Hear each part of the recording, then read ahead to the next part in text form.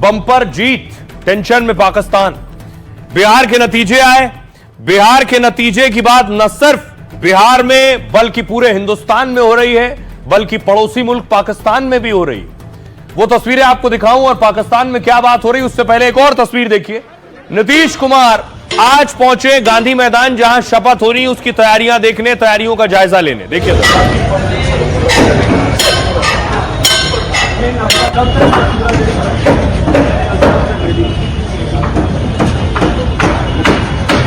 ये तस्वीर आप देख रहे हैं। नीतीश गांधी मैदान में, प्रधानमंत्री नरेंद्र मोदी भी शपथ ग्रहण समारोह में पहुंचेंगे। 20 तारीख को शपथ है, इसलिए गांधी मैदान का जायजा लेने के लिए खुद मुख्यमंत्री नीतीश कुमार पहुंच गए। और कहां मंच बनेगा, कहां कुर्सियां लगेंगी, कहां मेहमान बैठेंगे, कहां वीआईपीज बैठेंगे, ये सारी जानकारी नीतीश कुमार ने ली। अब देखिए जरा, आपने सुन लिया पाकिस्तान में क्या बात हो रही है, लेकिन पूरी दुनिया इस जीत की बात कर रही है। पूरी दुनिया के अखबारों में छप रहा है बिहार की जीत। देखिए क्या छप रहा है, ये आप देख रहे हैं न्यूयॉर्क टाइम्स, एनडीए की बंपर जीत दुनिया में चर्चा। न्यूयॉर्क टाइम्स ने नीतीश कुमार की शानदार जीत बताया है इस जीत को। अखबार ने चुनाव से पहले मतदान सूची में हुए बदलाव का भी जिक्र किया है। लॉ एंड ऑर्डर और महिला आधारित योजना से नीतीश की छवि मजबूत हुई है, यह कहना है। ब्रिटिश अखबार फाइनेंशियल टाइम्स ने नीतीश की बाइडेन से तुलना कर दी है। चुनाव के दौरान नीतीश कुमार भारत के जो बाइडेन में बदल गए थे। उन्हें भाषणों के लिए मंच पर तो लाया जाता था, लेकिन बाकी समय वो सहयोगियों के घेरे में रहते थे, जो बोलने में उनकी भूल चूक, सूनी निगाहों और याददाश्त गिरने से चिंतित रहते थे। नीतीश समर्थक उनकी सेहत पर चर्चा को भी अपमान मानते हैं। नीतीश को वोट ना देना तो दूर की बात है। ब्लूमबर्ग के लेख में महिलाओं को पैसे देने का जिक्र किया गया है। आखिरी वक्त में लाखों महिलाओं के बैंक खातों में पैसा जमा किए गए। इसके बाद नीतीश फिर से सत्ता में लौट आए। वॉशिंगटन पोस्ट ने लिखा है, बिहार की जीत मोदी के लिए क्यों अहम है। इस जीत को केंद्र सरकार को मजबूती देने वाला बताया है। केंद्र की सरकार क्षेत्रीय दलों के समर्थन से चल रही है। अगले 2 साल में बंगाल, यूपी, असम में चुनाव होने 2029 से पहले वो राजनीतिक रफ्तार हासिल करना चाहते हैं। पाकिस्तान में राजनीतिक विश्लेषक नजम सेठी ने कैंपेन की सराहना की है कि बीजेपी ने पहली बार इसे मुद्दा आधारित चुनाव बनाया है। इन्होंने महंगाई की बात की है, पैसे बांटे हैं, लोगों को सुविधाएं दी हैं। पाकिस्तान सरकार को भी बिहार मॉडल से सीखने की सलाह दी गई है। यह दुनिया में बात हो रही है, लेकिन दूसरी तरफ शपथ की तैयारी हो रही है जोर शोर से। गांधी मैदान में शपथ के दिन कब बचे हैं और भव्य समारोह की तैयारी है। इसलिए देखिए जरा, दूसरे नेता भी पहुंच रहे हैं। डिप्टी सीएम भी पहुंचे गांधी मैदान। यह तस्वीर आप देख रहे हैं, सोफे लग चुके हैं। जो वीवीआईपीज आएंगे उन्हें आगे सोफे पर बैठाया जाएगा। बाकी जो सामान्य कार्यकर्ता नेता होंगे उनके लिए कुर्सियां लगाई जा रही हैं। बड़ा पंडाल लगा दिया गया है, कारपेट खड़ी हुई है और प्रशासनिक अधिकारियों का आना जाना लगा हुआ है। आज खुद नीतीश कुमार के साथ देखिए डिप्टी सीएम सम्राट चौधरी भी पहुंचे थे, उनके साथ विनोद तावड़े भी थे, गांधी मैदान पहुंचे।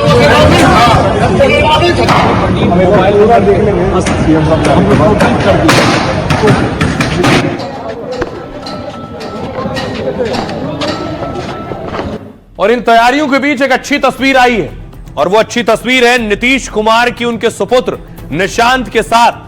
पिता की जीत के बाद पुत्र ने बधाई दी है। निशांत अमूमन सुर्खियों से दूर रहते हैं, निशांत खबरों से दूर रहते हैं, मीडिया कैमरों से दूर रहते हैं, बयानों से दूर रहते हैं, लेकिन पिता के लिए ये जीत बड़ी है और बेटे के लिए उससे भी बड़ी है। क्योंकि जो कयास लगाए जा रहे थे, जो कहा जा रहा था कि बहुत बड़ी जीत नहीं होगी, नीतीश कमजोर नजर आ रहे थे, लेकिन बंपर और बड़ी जीत हुई, तो नीतीश के बेटे निशांत उन्हें बधाई दे रहे हैं गले लगाकर। अब देखिए जरा शपथ की महातैयारी कैसे हो रही है। बिहार के नए सीएम की शपथ को लेकर तैयारियां जारी हैं। पटना के गांधी मैदान में तैयारी चल रही है इस वक्त। कल एनडीए के विधायकों की पटना में बैठक होनी है। नवनिर्वाचित विधायक नेता का चुनाव करेंगे। नीतीश कुमार विधायक दल के नेता चुने जाएंगे। इसके बाद वो सरकार बनाने का दावा पेश करेंगे। 20 नवंबर को गांधी मैदान में शपथ ग्रहण कार्यक्रम होगा। सीएम नीतीश कुमार ने गांधी मैदान में तैयारियों का जायजा लिया है। शपथ ग्रहण कार्यक्रम में पीएम मोदी सहित कई दिग्गज नेता शामिल होंगे। बीजेपी ने इस बैठक के लिए केशव प्रसाद मौर्य को पर्यवेक्षक नियुक्त किया है। इससे पहले दिल्ली में कैबिनेट को लेकर चर्चा हुई। जेडीयू की तरफ से लल्लन सिंह और संजय झा दिल्ली पहुंचे, बैठक में शामिल हुए। नीतीश के साथ 2 डिप्टी सीएम भी शपथ ले सकते हैं। दोनों डिप्टी सीएम बीजेपी कोटे से ही होंगे। सम्राट चौधरी के साथ किसी और को मौका मिल सकता है। स्पीकर की रेस में प्रेम कुमार का नाम सबसे आगे चल रहा है। प्रेम कुमार गया टाउन से 9वीं बार विधायक बने। बीजेपी के दिग्गज नेताओं में प्रेम कुमार शामिल है। सुनिए जरा क्या कुछ कह रहे हैं सियासतदान। ये परम सौभाग्य, बिहार की जनता का अभिनंदन। मैंने तो बोला ही था, दिल्ली से पटना में भी बोला था, ये जीत ऐतिहासिक है। जो लोग कहते थे कि बिहार जातियों में बटा हुआ है, उस बिहार ने जाति से आगे जाकर दिखाया है कि बिहार क्या है। इस तारीख को शपथ ग्रहण समारोह है, जिसमें मंत्रिपरिषद के सदस्य, मुख्यमंत्री सहित सब लोग ओथ लेंगे। एनडीए की सरकार जहां जहां है वहां से उनके प्रतिनिधि सभी लोग आएंगे और बाकी बिहार की जनता होगी, तो सब लोगों के समक्ष शपथ ग्रहण समारोह होगा। मुख्यमंत्री होंगे नीतीश कुमार जी। अलग अलग बैठकें हो गई है, जदयू की बैठक हो गई है, भाजपा की बैठक हो गई है और सम्मिलित बैठक 19 को संभवतः होगी और उसी में नेता चुने जाएंगे एनडीए का। जैसा कि सुन रहे हैं कि 20 तारीख को होगा, प्रधानमंत्री जी ने भी समय दे रखा है। चर्चा चल रही है कि इस बार आपको बिहार विधानसभा का अध्यक्ष बनाया जा सकता है। एक बड़ी जिम्मेदारी पार्टी आपको देने जा रही है, कैसे निभाएंगे? वैसे इसकी जानकारी मुझे है नहीं। अभी तक पार्टी के द्वारा संगठन में, सरकार में जो जिम्मेदारी दी गई है, हम उस पर खरे उतरने का प्रयास किया। और अब बात बिहार चुनाव में उनकी, जिनकी बात पूरा देश कर रहा है, उनका हुआ क्या और वो गए कहां। बात प्रशांत किशोर की। प्रशांत किशोर कहां गए नतीजों के बाद कुछ पता नहीं था, लेकिन आज प्रशांत किशोर सामने आए। अगली तस्वीर देखिए, प्रशांत किशोर आज सामने आए। उन्होंने प्रेस कॉन्फ्रेंस की और सभी सवालों के जवाब दिए। कहा जा रहा था क्या प्रशांत किशोर संन्यास ले लेंगे, तो देखिए करारी हार पर प्रशांत किशोर ने माफी मांगी। क्या हुआ, बिहार चुनाव में हार के 4 दिन बाद प्रशांत किशोर सामने आए। चुनाव में पीके की पार्टी खाता तक नहीं खोल सकी। 238 में से 236 उम्मीदवार अपनी जमानत तक नहीं बचा सके। अब इस हार को लेकर प्रशांत किशोर ने माफी मांगी। पीके ने कहा प्रायश्चित के लिए सामूहिक मौन उपवास करेंगे। 20 नवंबर को प्रशांत किशोर एक दिन का मौन व्रत भी रखेंगे। हार की वजहों को लेकर प्रशांत किशोर ने चर्चा की। बिहार की जनता को नहीं समझ सका, जाति धर्म की राजनीति नहीं की, व्यवस्था परिवर्तन में कामयाब नहीं रहे, लेकिन राजनीति बदलने में कुछ कामयाब जरूर रहे, कुछ कमी जरूर रही होगी। 100% जिम्मेदारी मेरी है, प्रशांत ने कहा। पार्टी की हार की जिम्मेदारी प्रशांत किशोर ने स्वीकार की। प्रशांत किशोर ने कहा वो बिहार नहीं छोड़ने वाले, बिहार में ही रहूंगा और दोगुनी ताकत से लड़ूंगा। नीतीश पर पैसे बांटकर वोट खरीदने का आरोप लगाया। पहली बार किसी चुनाव में 40,000 करोड़ खर्च करने का वादा किया गया। हर विधानसभा में करीब 60,000 लोगों को 10,000 रुपया दिया गया। साथ ही 2 लाख रुपए का लोन देने का वादा किया गया। आंगनबाड़ी, आशा, प्रवासी मजदूरों को 29,000 करोड़ बांटा गया। जाति धर्म के आधार पर बांटने का गुनाह नहीं किया। सुनिए जरा क्या कह रहे हैं प्रशांत किशोर। हम लोगों से जरूर कुछ गलती हुई होगी, हम लोग के प्रयास में, हम लोग के सोच में, हम लोग के बताने के तरीके में जरूर कुछ गलती रही होगी कि जनता ने हम लोग को नहीं चुना है, जनता ने हम लोग पर वो विश्वास नहीं दिखाया, तो उसकी जिम्मेवारी जो है वो पूर्णतः मेरी है। मैं बिल्कुल कैमरे पर आपसे मान रहा हूं कि मुझे नीतीश कुमार, लालू जी, सम्राट चौधरी, अशोक चौधरी जैसे धुरंधर नेताओं की तरह बिहार की समझ नहीं है। मुझे नहीं समझ है कि बिहार को जातियों के आधार पर कैसे और बांटा जाए। मुझे ये समझ नहीं है कि 10,000 रुपया देकर कैसे वोट और खरीदा जाए। जिनको समझ है वो लोग जीत कर आए हैं और उनको सत्ता मुबारक हो और बिहार की जनता को वो लोग मुबारक हो। अब बिहार में एक और लड़ाई चल रही है। बिहार में परिवार की लड़ाई, तेजस्वी और रोहिणी की लड़ाई। रोहिणी ने आज एक के बाद एक कुछ और पोस्ट किए और उस पोस्ट में कुछ और आरोप लगाए। तस्वीर आप देख रहे हैं, रोहिणी ने पोस्ट किए। रोहिणी के साथ साथ तेज प्रताप ने भी पोस्ट किए। रोहिणी ने एक ऑडियो भी जारी किया है। सुनिए जरा रोहिणी उसमें क्या कह रही है। हिसाब किताब मेरा रखे हैं कि हम कितना बार अपने माँ बाप के घर में जाते हैं। इस बेटी का जिम्मा लालू यादव राबड़ी देवी लिया है और कितना बार हम अपने मायके में आके बैठते हैं, जाके हिसाब किताब कर लीजिएगा। आपकी तरह घटिया आदमी नहीं है, समझे। शादीशुदा औरत लोग का क्या काम है ये तो आप बहुत अच्छा से बता दिए। मायके में नहीं बैठना चाहिए। आप ये क्यों नहीं पूछे कि शादीशुदा औरत का हिम्मत कैसे हुआ अपने बाप को किडनी देने का, बताइए। बेटा का है नहीं दिया। रोहिणी ने दरअसल एक पत्रकार को फोन किया था, जिसमें पत्रकार ने कहीं बोला था कि रोहिणी को अपने घर रहना चाहिए था। उस पर रोहिणी पूछ रही थी पत्रकार से सवाल। देखिए हुआ क्या। आरजेडी की करारी हार के बाद लालू परिवार में घमासान जारी है। लालू की बेटी रोहिणी आचार्य सोशल मीडिया पर एक्टिव है। रोहिणी आचार्य ने पत्रकार के साथ बातचीत का वीडियो जारी किया। इस वीडियो में वो पत्रकार को जमकर खरी खोटी सुना रही। वो पत्रकार से पूछती हैं, क्या आप ये हिसाब किताब रखे हैं कि मैं अपने मां बाप के पास कितना आती जाती हूं। इस वीडियो में रोहिणी का गला बैठा हुआ लग रहा है। ऐसा तब होता है जब बहुत ज्यादा रोया हो कोई या बहुत जोर से चीख कर बोला हो।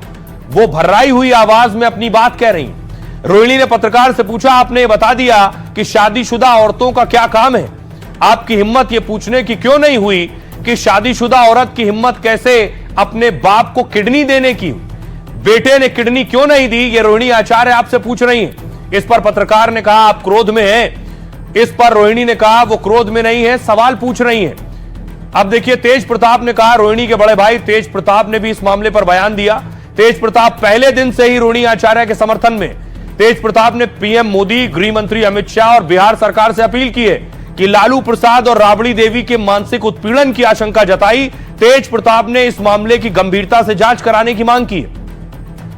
कल आरजेडी की बैठक में लालू ने भी रोहिणी मामले पर बयान दिया। लालू ने विधायकों से कहा, यह हमारे घर का मामला है, सभी घर में इस तरह की बातें होती हैं, हम घर में ही इसे सुलझाएंगे, मैं इसे निपटाने के लिए वहां मौजूद हूं।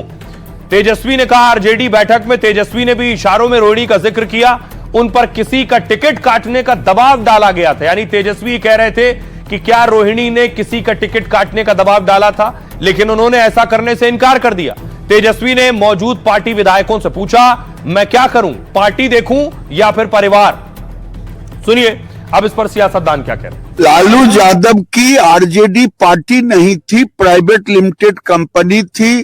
वो एनपीए हो गया, डिफॉल्टर हो गया और परिवार में इसीलिए कोहराम हो रहा है। किसके कारण डिफॉल्टर हुआ। जो भी घटना रोहिणी आचार्य के साथ हुआ है, जैसा कि वो बोल रही हैं और पोस्ट कर रही हैं मीडिया में, वो बहुत घृणित चीज है। एक तरफ वो कहते थे कि माई बहन योजना चलाएंगे और दूसरी तरफ अपने के यहाँ बहन को तिरस्कृत करके वो चला दिए।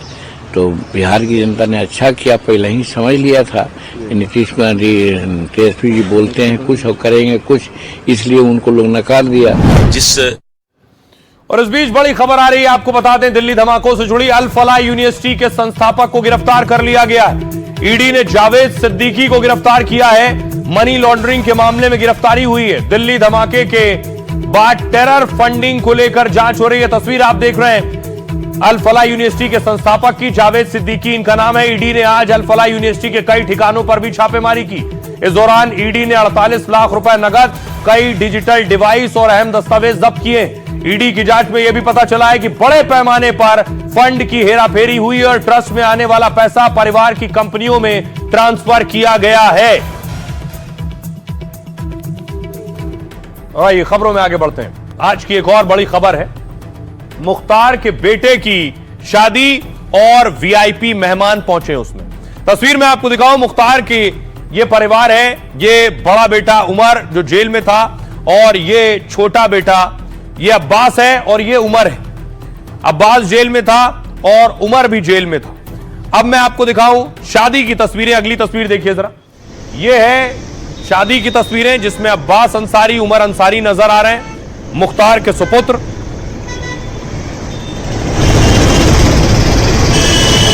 अब देखिए शादी में असदुद्दीन ओवैसी पहुंचे हैं और दूसरे बड़े नेता पहुंचे। आप तक मैं पूछूंगा ही नहीं, आप तो अपने बॉस के साथ चल गए। इमरान प्रतापगढ़ी को आप देख रहे हैं।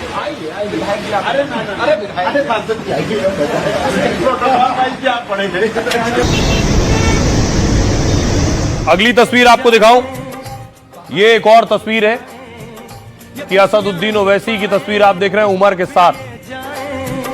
बहारें ही छाएं, ये खुशियां ही पाएं कि शादी है मेरे यार, अभी ये जाएं। तो माफिया मुख्तार अंसारी के बेटे उमर अंसारी का रिसेप्शन दिल्ली में हुआ। उसमें एमआईएम प्रमुख असदुद्दीन ओवैसी समेत कई बड़े नेता पहुंचे।